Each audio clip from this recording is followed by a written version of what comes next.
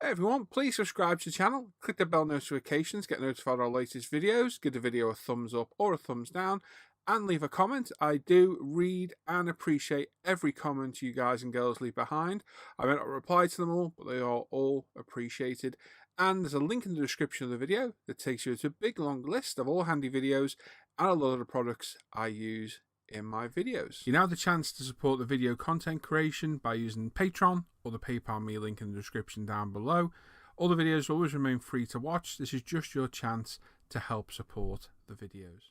Hey everyone, Polite Sam, welcome to part 2 of our Hobby Design 124 Porsche 911 DLS Singer build. So we're going to get our interior build today and then take it all apart at the end to put it together properly. So word of warning, if you watch this video, don't build along with it, watch it all and watch till the end and you'll see how it should go. The instructions are a guide. Don't use it as an instructional manual like I did because it's wrong and you'll find the interior doesn't fit in place. So you can follow the process of the build, just don't assemble it all until you watch the very end part of the video and I'll explain how it goes together. My fault for assuming makes an ass out of you and me. Test fit is the key. I say this all the time and I didn't do it because I went on the faith of the instructions and then sat there on yesterday's live stream thinking, why is none of this fitting together? And had to break apart pieces of resin to get it all to fit. So is it going to work or is it going to end up on eBay or on fire? Yeah, it does. It does work. It does work. So let's jump in. Let's get cracking with the build. Hey everyone, please subscribe to the channel, click the bell notifications, get notified of our latest videos, give the video a thumbs up or a thumbs down, and leave a comment. I do read and appreciate every comment you guys and girls leave behind. I may not reply to them all, but they are all appreciated. And there's a link in the description of the video that takes you to a big long list of all handy videos and a lot of the products I use in my videos. You now have the chance to support the video content creation by using Patreon or the PayPal me link in the description down below. All the videos always remain free to watch. This is just your chance to help support the videos. So we're back onto the resin Porsche. We got some flash, whatever you want to call it, mismolding, a little bit of residue left behind under where the gear selector rod, I'm going to call it, goes. So we're going to get a Suji Burrito file in there and then one of our UMP sponge sanders just to lightly sand out anything in there. We've got lots and lots of parts to clean up on this. And we're going to focus today solely on the interior. Now, this is a word of warning. Do not follow these instructions. Watch this, and at the end, watch what I have to do to remedy the situation. If you follow the instructions, everything doesn't fit in the car, and you have to break apart what you've made. Which is basically what I had here was 8.5 hours of footage of me building this interior and 20 minutes of me taking it apart at the end. So follow what I'm doing, but don't follow what I'm doing. You can paint and build everything in subsections as a show. Don't glue it all together until the very end. So like I say, lots of parts to clean up. Resin's really soft, so the cleanup's really, really easy. In fact, you need to be aware of how soft it is because you can quite often remove too much material, not meaning to. So we're using a different selection of UMP sanders, from our sponges to our thinny sticks, including a cocktail stick just to get rid of any swarf or flash of the casting process of the resin. Like I say, the resin on this is beautiful. It's near enough flawless, really high quality, but the instructions, well, they're a guide. They're not an instruction. So yes, pay attention to what I'm doing here and you should be all right. So we've got some large plugs where the casting process has been done. So we've got our JLC razor saw. I'm just going to carefully remove these. I wouldn't recommend cutting these parts off. The stress knack can crack the parts. And on seats like this, beautifully cast seats like this, it's worth taking your time just to saw it off. Now be aware of the resin dust. Getting it on your hands, breathing it in, not a good thing at all. I do believe it's carcinogenic in long-term prolonged exposure, but you know, a dust mask will suffice. Gloves, you should have gloves on. And I did notice at the end of all this, I can feel a little bit of burning on my fingers, which is a reaction to the resin dust. I've had this before myself, so take the precautions you find necessary, but don't trifle with this stuff. Don't take it lightly. It's not nice stuff at all. Some people will tell you it's not that bad, but for me, you're better off to take precautions. Like I said, don't need a respirator on, just a dust mask to stop any residue getting into your lungs. Like I said, the GLC razor saw, very, very precise tool. Ultra thin blade. There's two sides to the blade. There's a coarse and a fine. I always use the fine. And just we're going to go around and remove all these excess not core plugs, but plugs from the molding, casting process of the resin. Like I say, the resin is beautiful. It is nigh on flawless. There's a couple of little spots here and there. It had a couple of like miscastings, but overall brilliant quality. And as in the last video, we are going to degrease all the resin parts using UMP airbrush cleaner and a toothbrush. It's going to go around and scrub every part, every area, then dry it all off. And we're going to do this to every single part because there are casting agents on these. Release agents, what have you. It is resin. It's a different process to injection molding. So you don't want any reactions off your paint, and doing this way, I had none whatsoever. So a little bit of time cleaning up, well spent here.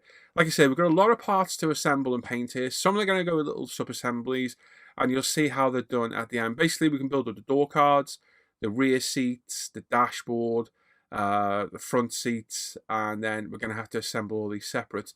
Now, this is a great little tool I've bought. You've also made a little black drill. This is a drill I got off Amazon. Mr. Luke Ward from Scale Motor, Wardy Boy, bought one of these on a whim and said it was good. So I bought one, and wow, what a great little tool this is.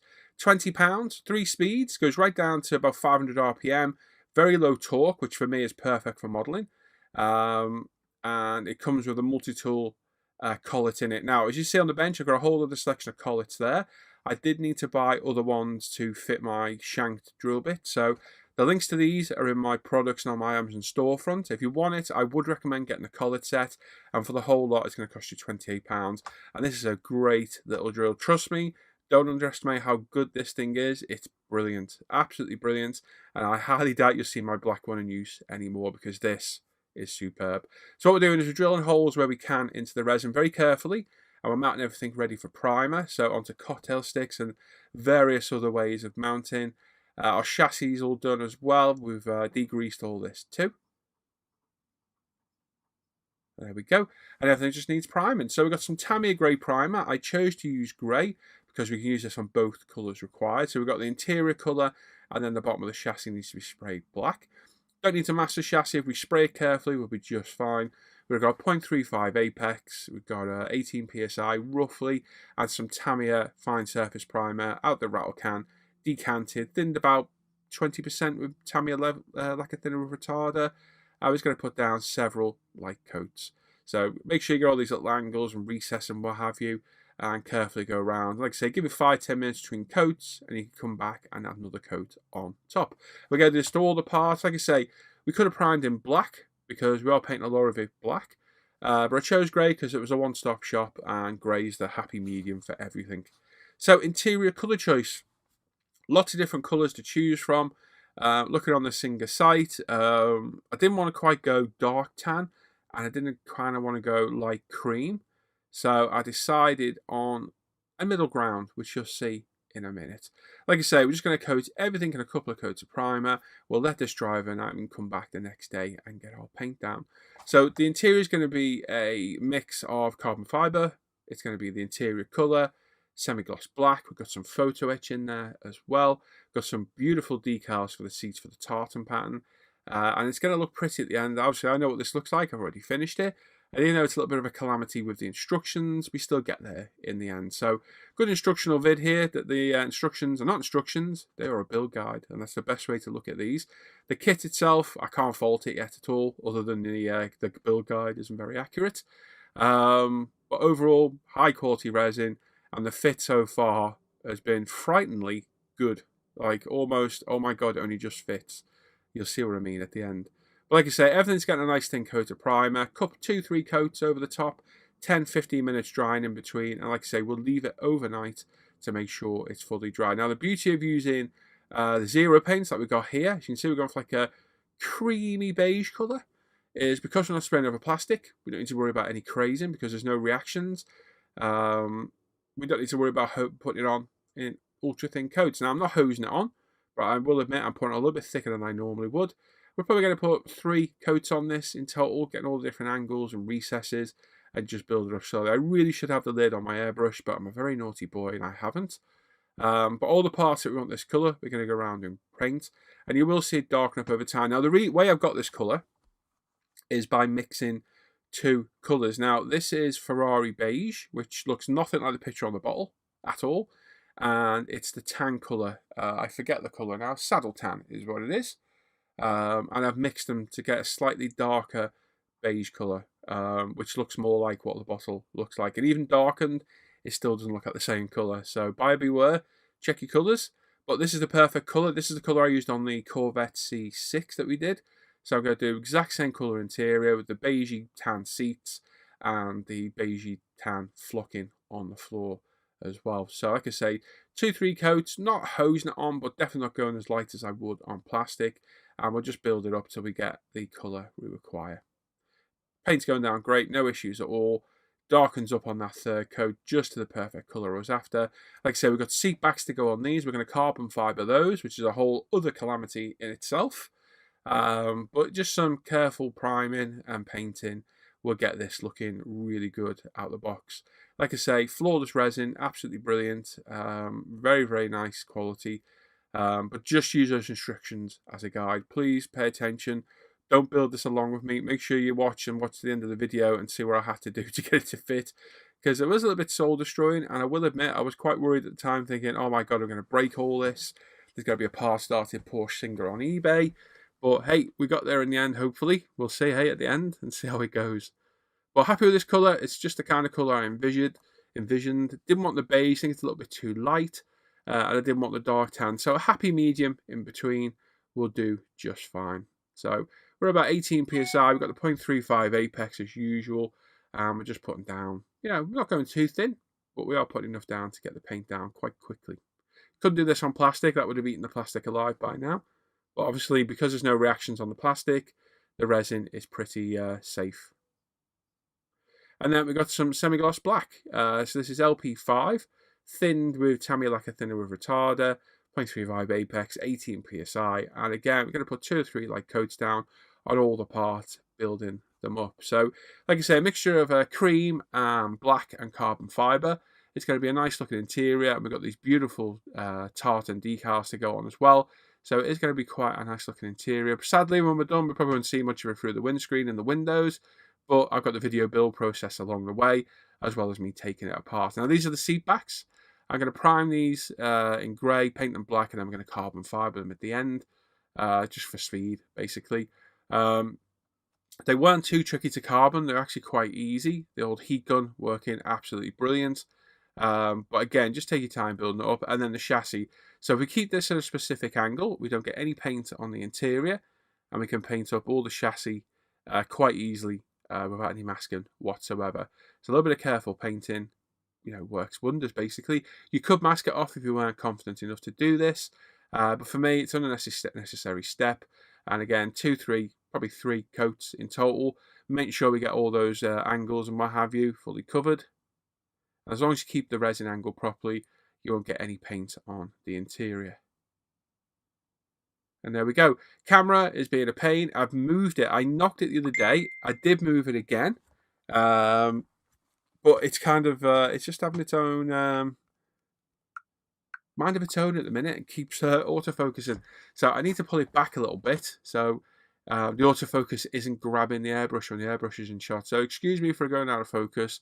It's something I will remedy. It's trial and error, unfortunately. I had it in the perfect position and then knocked it. Well, in fact, I did knock it. It was Hannah. Hannah knocked it with her head the other day, picking something up off the floor. So it just shows you, doesn't it?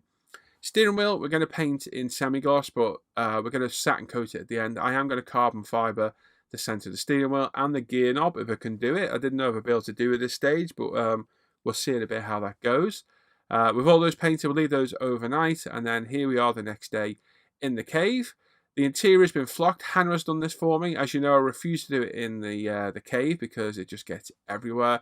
So Hannah does it. I did ask her to get my little son, James, who's 7, to film it. But it was more of a horror movie than a how-to guide. So I decided on leaving that bit of footage out. But yeah, you've seen flocking done before. I think I've got a video on it somewhere. Maybe I should do a standalone video for you to see. But trust me, it gets everywhere. If I did it in the cave, it'd be in the next half a dozen clear coats. And I don't want that again. I've already had that once. So that was done the night before. That's such enamel paint flocking over the top, and that's it. Really simply done. Let that dry overnight, and we're here the next day, like I say, and we're going to do some carbon fibre on the back of these seats. So it's quite a long drawn-out process.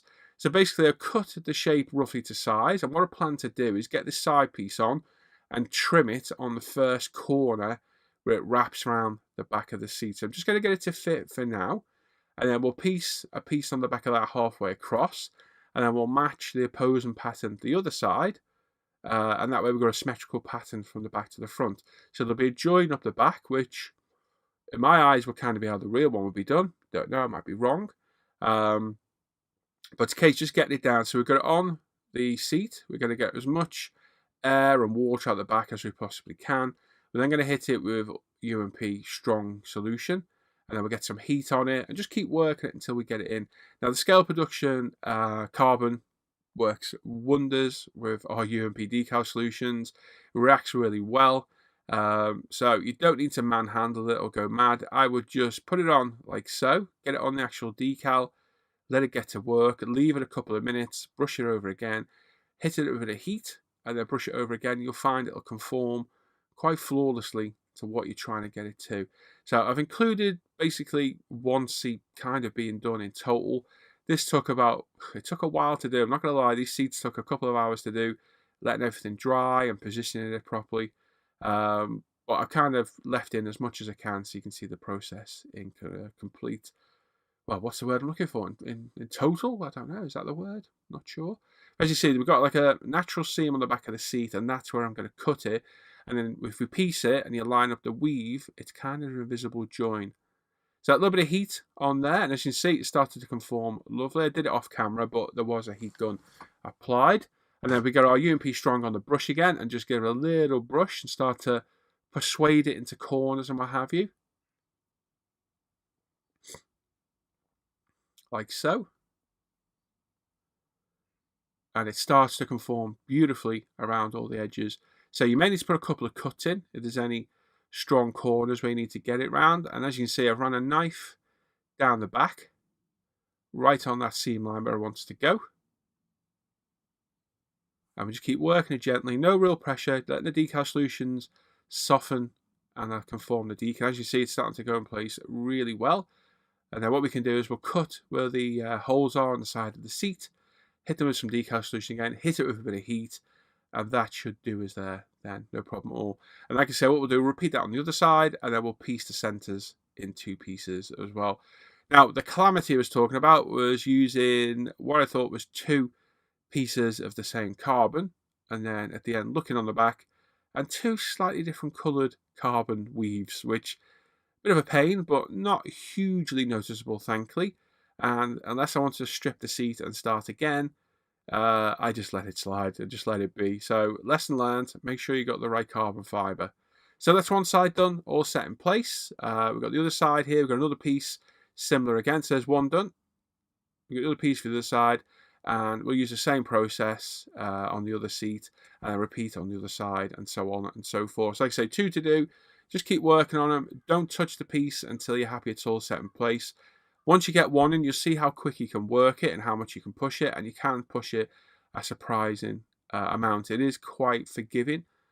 And on the back, like I say, I've pieced it, so we've got a straight piece right down the middle, and then if we pop the weave on to the existing piece, line it up, it will kind of melt in and you won't really see it at all. Like I said, with that line up the middle being straight, hit it with some heat, some decal solutions. We can then match it on the other side with an opposing piece. So as you can see, we get like a chevron pattern. And we get a pretty flawless carbon seat. Look, not too bad at all, even though it is a slightly different colour. I'm happy with that. That'll do me. So we'll just repeat that on the other seat, and we're good to go there. Steering wheel, I've kind of roughly butchered a piece that we had left behind together. I'm just going to pop it on the top, make sure it covers all the relevant areas, like so. Trim off any excess that we can see. And exactly the same process as the seat. We're going to hit it with some decal solutions, hit it with some heat, and then work at it until we get it where we want it. Now, does resin melt? Honestly, I have no idea. So if you're using a heat gun, especially on small parts like this, really take your time. Don't put too much heat on. Let the decal solutions do the work. Over time, the decal solution would work perfectly. The heat gun just speeds up the process a little bit. So I'm just going to pop it on, let it sit for 5 minutes, hit it with some heat, and just keep conforming it until we get the edges over. Again, you may need to cut some of it to get the edges to fold over. But just take your time. If you're in doubt, start again, start over. But here we go, with a little bit of heat on there now. I'm just going to put a couple of cuts in. So I'm just going to trim up to the edge of the steering wheel very lightly, put a little nick on there. Brand new blade in my knife, so it's nice and sharp.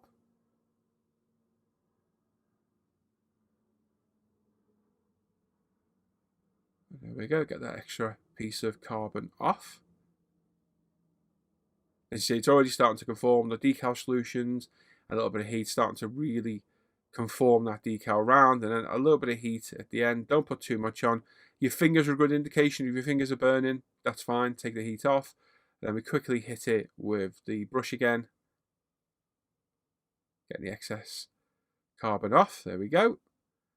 And yeah, quite surprised. Got this in one piece, first go. Quite happy with that. It looked really good. Now, as you'll notice, I always overscale my carbon because 24 scale carbon, you wouldn't really see on this at all. You can barely see the 12 scale. So I always overscale. And yes, it is too big, but trust me, if you get a carbon in 20th or 24th, you can't see it. You really can't see it. Especially from a distance, you just can't see the carbon weave at all. So I always think it's kind of a waste of time doing it. So I always overscale. Always do it. Always have and always will, because I want to be able to see what I've done. I want to see the effect. Whether it's overscale or not, I'll settle for overscale to be able to see the process. Gear knob, exactly the same process. The camera stopped rolling, unfortunately, and I quite missed it. But I've literally put a piece over the top, fold over the edge, hit it with some strong, set it back in place, left it alone for a couple of minutes, hit it with the heat, hit it with the decal solution again, and it folded round. Absolutely perfect. Heat and UMP decal solutions are a brilliant weapon in the arsenal. Now, in the Hobby Design set of decals, there are these beautiful tartan seat decals, and we are going to put them on to their full extent because I love the look of these. They fit really well, so just follow the guide, not instructions, the guide, and pop them in place, hit them with UMP again, just going with the strong straight away on these, and then a little bit of heat, and we're going to conform. Hobby Design decals are beautiful. They fit together flawlessly. So they don't need a lot of persuasion, but a little bit of heat works wonders, as do our decal solutions as well. So love the look of these. It's kind of what drew me to this car, and if I did have a spare £1.8 million, I might be tempted to buy one. Like I say, the heat on thin parts like this, be very careful. Keep the gun moving round.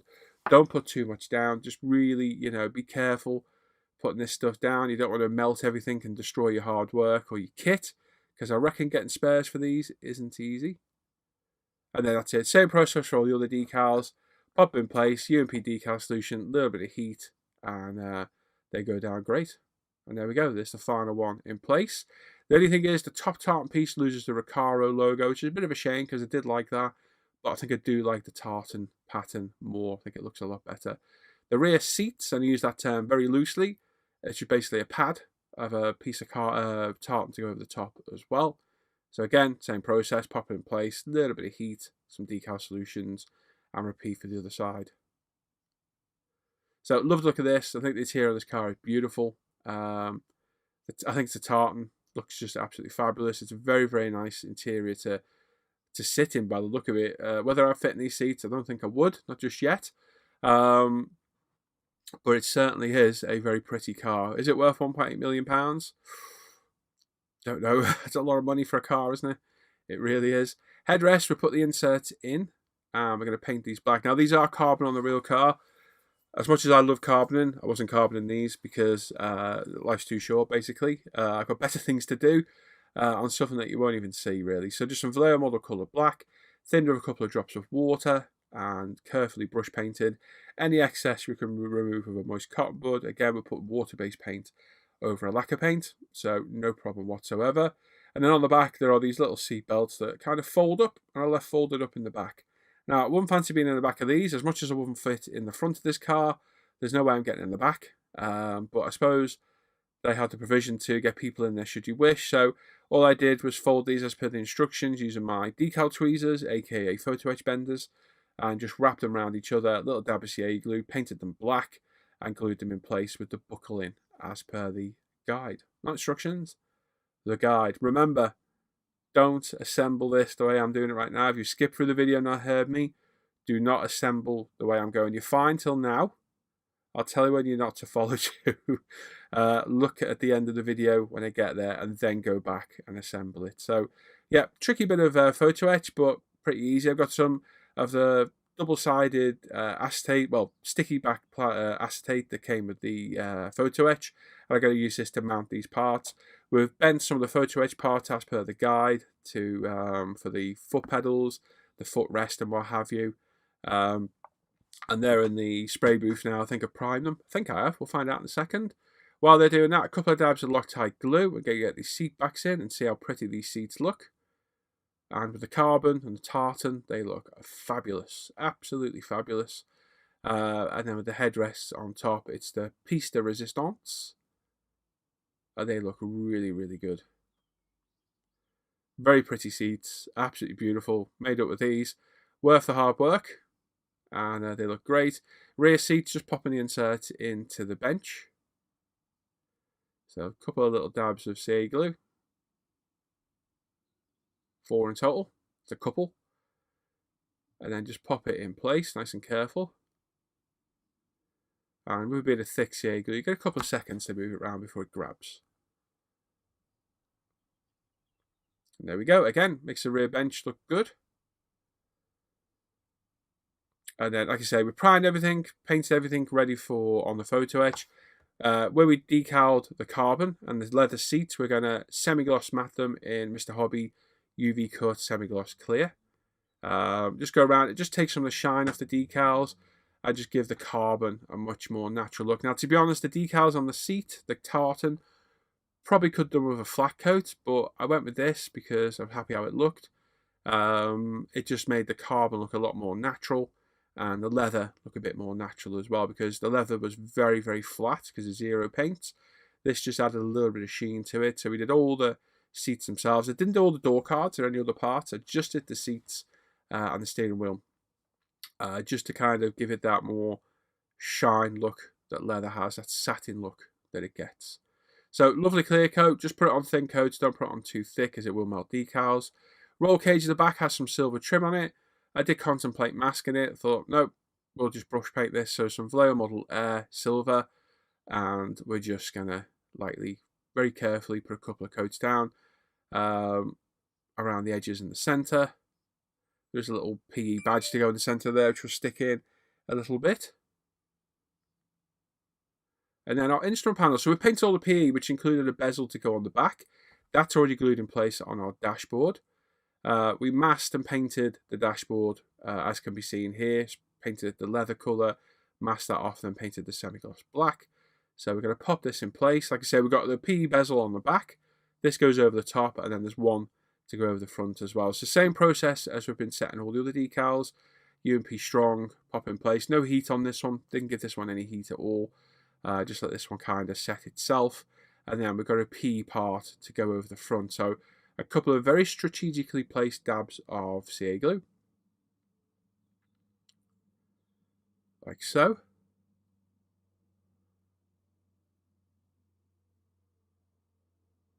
Very careful, it's not going to be seen. And then grab our instrument bezel cluster. I don't know what we're going to call this. They should have bezels, aren't they, really? Pop that in place. Use the clean end of the cocktail stick to manipulate this where we want it. Push it down. And then we do have some PE bezels to go on. So it gives a silver look to them. A little bit tricky to put in place. I just put a couple of dabs of very light CA glue just around the edge on the raised part.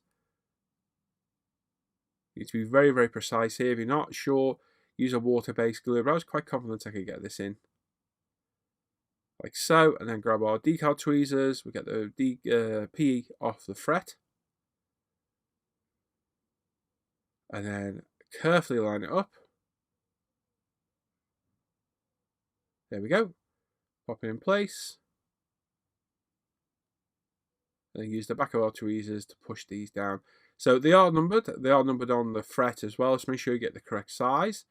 And we get all 5 of them down. Like I say, use the back of your tweezers just to lightly push them down to make sure the CA glue grabs them. So they're great. Really nice touch.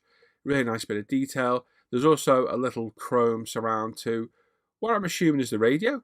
I don't know. Does this car have a radio? You would think it probably wouldn't. It might be heater controls or something. Not sure. Again, just nice finishing touches. There's a couple of grills on the top of the dash as well. There's a small one just under my thumb, and then this larger one here. So a couple of dabs of CA glue.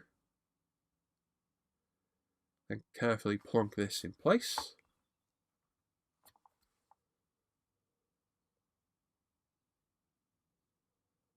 There we go.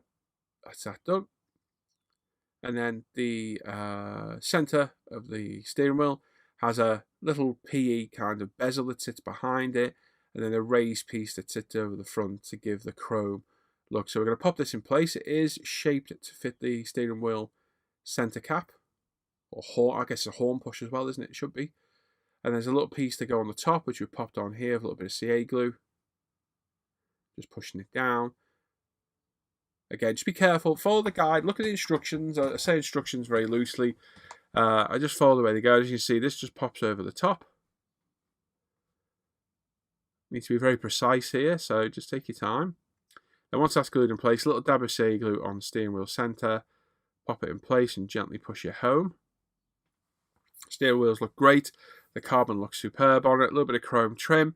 And the finishing touch is a very nice, highly metallic decal for the Porsche logo that sits right in the middle. Hobby Design's got these logos down to a T. They are a separate decal in the kit. You need to look for them. They look great. Now, the instrument bezels, I wanted to fill with PVA, so I've got a syringe with some glue and glazing, and I'm just going to fill it right to the brim. We're going to pop those bubbles in a second. I'm going to get a cotton bud, just remove a little bit of the excess PVA. I'm going to leave that to one side to dry, and that will leave us with a nice, shiny look to them. There we go. So just bleed that at the straight, keep it straight, and leave it to dry of its own free will. There we go. Just mop up any excess. As you can see, I've got it straight at the back.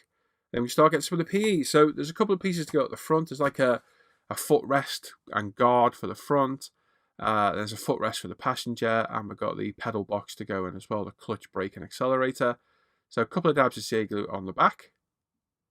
I'm just keeping you focused on the dashboard here so you can watch it dry. And there we go. Hannah did a great job of flocking. She's getting good at this now, really good. And it saves me getting a lot of mess in my cave, it really does. And then our pedals as well. Now, I popped these in place, glued them. Once they were set, I angled them to the angle I wanted. They weren't quite at the right angle, but I wanted to get them glued in place first and foremost. And then our steering column in place. I painted the hand controls in silver. And then a little bit of glue for the back of the steering wheel. Make sure it's straight. Still got the PVA drying on the bezels, but it's looking good. Looking really nice. And then putting our seats in. A couple of dabs of CA glue. You can see what I mean about the decals on the seat. We've got a bit of shine on them. I think I should have done them a bit of a matte coat, really. I still could, to be honest. But just making sure they're pushed fully home. And this is it now. Don't put anything else on this. Full stop. I'm going to. Look at the amount of CA glue I put on here, and I've got to get this off in a bit. So don't put anything in after those two front seats. None of this goes in now. You're going to put this into the car body and then put this piece in. So keep all this off, okay? Every piece of it off. Roll cage can go on because it stays as part of this rear section. So on the rear seat, you want to put the seats in, the belt on, the partial shelf, and this. You also need to put the air intakes in as well, but we haven't got to this stage yet because I was thinking this was done at this stage, but it's not. As you see, I've got my Tamiya Optivisor on for all the PE and what have you. But don't put these parts on. The door cards, I've got several inserts to go. You can build the door cards up, no problem at all. They just literally all pop in place. There's locating points for them all. They need a bit of persuasion in places to get them in, but overall they're a pretty good fit. And then we've got a central piece to go in as well at the end. So you can assemble the door cards, that's fine. Just don't put any of them on the interior yet. So all the front pieces on and the rear piece. We've got a nice contrasting leather and black look. And there's a central piece to go in the center. They did have some PE parts to do these edges, but I looked at it and thought, you know what? I'm going to use my silver pen. So this is an Edding silver paint marker. They work great. Silver edges, bit of sag at the back, and there's one door card, and there's both of them done. So you can build those up, that's fine, just don't glue them in place. Please don't, because it's going to ruin all your hard work. As you can see, I'm gluing them in. And like I say, we're going to have to rip these off later, which is kind of soul destroying. Because like I say, it was 8.5 hours footage, this video, that I had to edit down. And after building it all in about 8 hours, I had 20 minutes of footage of me taking it all apart and putting it back together. But it looks great. I'm really happy with this. I think I'm going to put a matte coat on those front seat decals. But the flocker looks great. The colour looks great. Really brilliant. Gone together really well. Obviously, we don't want to do this. The carbon work looks great in the back of the seats. Really happy with that.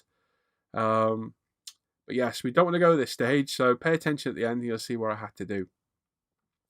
Dashboard. Now I'm thinking the dashboard's a bit of a sloppy fit here. And I'll see why at the end, because it holds itself in perfect when it's in the car, which you'll see in a little bit. So again, don't glue this in place. We're going to take this off in a bit, but I just thought I'd show the process and how good it looks when it's in. Beautiful. Absolutely stunning interiors. Great looking car. Really happy with the colour choice. Flocking is a great contrast to the interior colour. I can't remember who recommended this colour on the C6. Can you? I think it might have been Dan Croak. Was it Dan? I think it was Dan. Definitely Dan. I think it was Dan. I've probably got a couple of other parts I'll detail paint in there. There's a couple of switches and what have you. But I just wanted to get to this stage where we're done.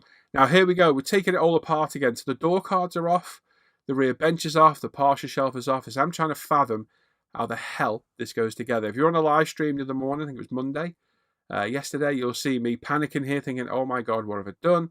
So the way to do it is you put both door cards on each side, glue them in place, push them in. Then the rear seat with the Porsche shelf and the roll cage slots in very snugly and holds all that in place as well. The dashboard goes in from the front through the windscreen and fits in perfect, as you'll see in a minute. Look at that colour. Isn't it a beautiful colour? Like I say, this slots in the back. If I just push it back, the fit is absolutely brilliant. It really is. It's very, very tight tolerances. And the friction kind of holds it all together. Make sure you've got no stay glue on your fingers. And then, as you'll see, this slots in place again perfectly. And the dashboard is in the top as well, as you'll see in a second. So once they're screwed in, that'll fit perfect. I've checked that if we push both ends down, it will. And there you go, there's our dash in place. And there we go, panic over, interior, look how well the dashboard fits from the top. Said, didn't I? So don't pay attention to those instructions, watch my video. Okay, so there you go, after a bit of a calamity, we got there in the end, and I think it looks brilliant. I think I'm definitely going to matte coat those front and rear seats on the decals.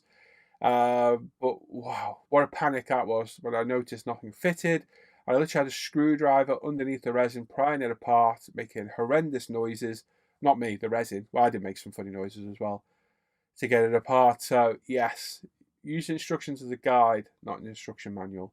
So thankfully, it all went well in the end. I think it's turned out pretty well. I'm eager to get this done. I might push on with the next video and get all the engine in place and see if we can get this thing finished, because I'm eager to get it done because it's looking beautiful. Really happy with the interior. Interior colour is fantastic. Great flocking by Hannah again as well. And those tartan decals on the seats and the carbon, it just set it off. It looks great. Very happy with this. I'm looking forward to getting onto the engine and get this thing finished. Really am enjoying this one, even with the calamity that it nearly turned into. So there we go. So this is today's question. What model or build have you had that's just turned into a calamity for one reason or another? Was it your paint job went wrong? Did you spill something? Did you not read the instructions right? Did your dog eat it? Did a kid get hold of it? Let me know down below what it is. The comment section is very quiet lately. The views are down a little bit on the videos. So if you are watching, spare me with a bit of encouragement with a comment. Let me know what modelling calamity you've had. Or if you hadn't had a modelling one, what one in life have you had that you kind of look back and laugh at now, but at the time were mortified by? What have you had? There we are. I'm about to go live. It's Tuesday morning. It's 10:10. And I'm set to go live at 10:15. So I've got to be quick and go. So, as always, like to support the channel as a patron me, a PayPal me, and a buy me a coffee link in the description down below. Your support is what keeps these videos going. Without it, there wouldn't be any videos or daily live streams. So I appreciate everyone that takes the time to support my videos. Thank you very, very much. And down below is also links to all sorts of stuff from my ISM Facebook page, forum, umpretail.com, my Paul ISM modelling page as well. Amazon storefront, you can get that drill. You can get the collars for it as well. and the Paul ISM daily live streams, Paul ISM author hangout groups, and the ISM group page as well as thanks to my scale mates as well. There we go. Please leave a comment, make sure you sub to the channel, click the bell notification, and make sure you give the video a thumbs up as well. And I'll catch you all in 5 minutes on the live stream, 4 minutes on the live stream, and on the next video. So enjoy the rest of the day, everyone. Take care. Bye-bye.